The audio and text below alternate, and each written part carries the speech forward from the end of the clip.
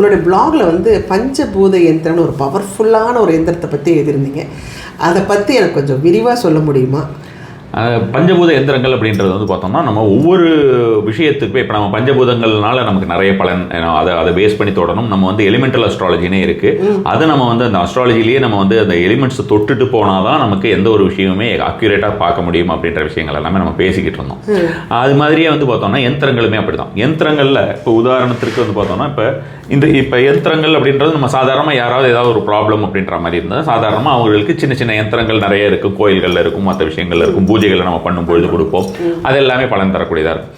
இது வந்து பர்டிகுலராக ஒரு இஷ்யூ, பர்டிகுலராக ஒரு விஷ் அல்லது வந்து ஒரு கஷ்டம், ஒரு சேலஞ்ச் அப்படின்ற மாதிரி ஒரு டிசையர் நடக்கணும் அல்லது ஒரு சேலஞ்ச் சரி பண்ணணும். எவ்வளோ பெரிய சேலஞ்சாக இருந்தாலும் சரி, இது எப்பேற்பட்ட சேலஞ்சாக இருந்தாலுமே சரி.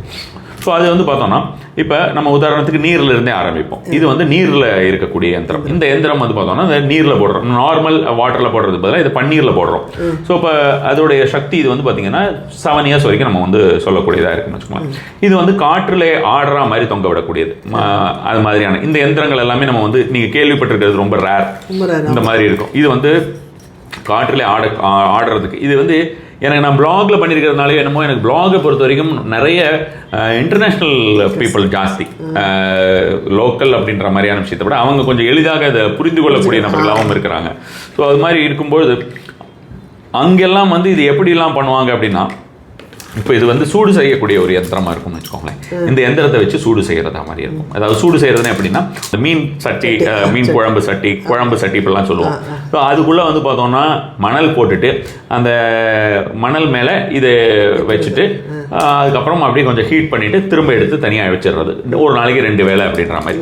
நான் பொதுவாக இதை ஏதாவது ஒரு பானையில் போடுங்க, ஒரு மண் சட்டியில் போடுங்க அப்படின்னாலே மீன் குழம்பு சட்டியா அப்படின்னு கேட்பாங்க. அதனால் அப்படியே அந்த ஒரு விஷயமா வந்துருச்சு எனக்கு.